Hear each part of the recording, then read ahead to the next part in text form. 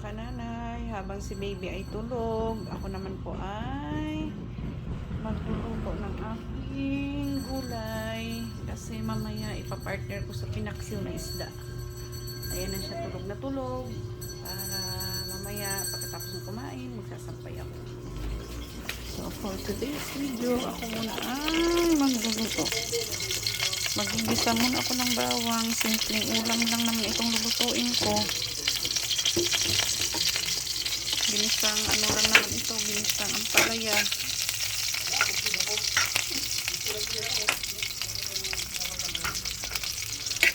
Kasi kanina nagpaksiw na po ko ng isda, nilagyan ko na kunting sabaw para si baby namin ay may sabaw. So, tapos na siyang kumain at pinatulog ko na. So lulutuin ko muna ito para mamaya kakain ako kasi marami pang trabaho nang naghihintay. Sa totoo lang mga kananay, hindi ko talaga biro ang maiwan sa bahay. Malaking responsibilidad na naiiwan.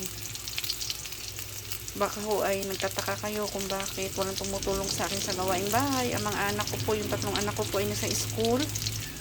May pasok po sila ngayon. Yung dalawang college ko may pasok. Pati yung isang senior high school ko mamaya pa uwing hapon. So pag sa araw ho, dalawa lamang kami ni baby na iiwan sa bahay. Kaya talagang sa akin lahat ng trabaho pagkaalis po nila papuntang school, ang dami na hong gawaing bahay ang naghihintay. So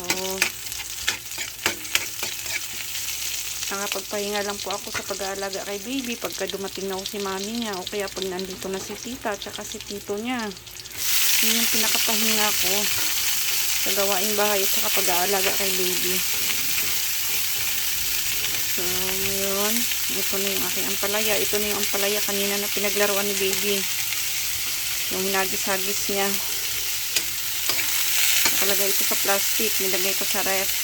Pagkalapag ko sa lamesa, hindi ko napansin, pinunit yung plastic at pinaglaruan. So ganito lang siya, gisa. Lalagyan ko ng konting nor seasoning. Dito po ako nagluluto sa tindahan kasi po yung kusina namin walang exhaust fan. Mainit po kasi pag doon ako nagluto. Kaya dito po ako nagluluto sa tindahan. Yung aking kalan ay nilabas ko. Bali ang nandoon lang sa kusina ay super kalan para pag nagmamadali at kailangan magpakulo ng tubig, doon kami nagluluto ng tubig na mainit.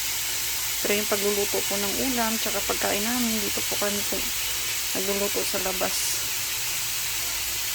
So yan po, ganyan lang po siya kasimple.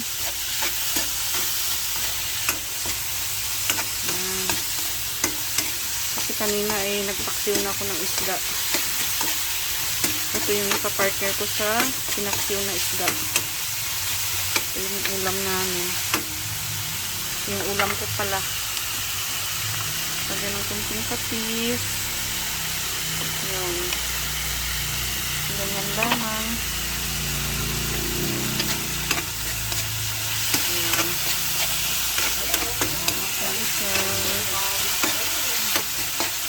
Simple lang. Hindi ko na nilagyan ng kamatis. Gawa ng kamatis ay napakamahal. Ang kilo po ng kamatis dito sa amin ngayon sa Balagtas, Bulacan ay 80. Nung nakaraan po, 80 pesos. May kamatis naman ako dyan, kaso mo nga, hindi ko ginagamit. Gagamitin ko lang yun pagka nagsigang or nagsabaw ng isda o kaya karne, ganun. Pero pagka ganito ho, hindi na ako naglalagay ng kamatis kasi sobrang mahal talaga. Kaya so mga kananay, luto na. Let's eat. Bye bye.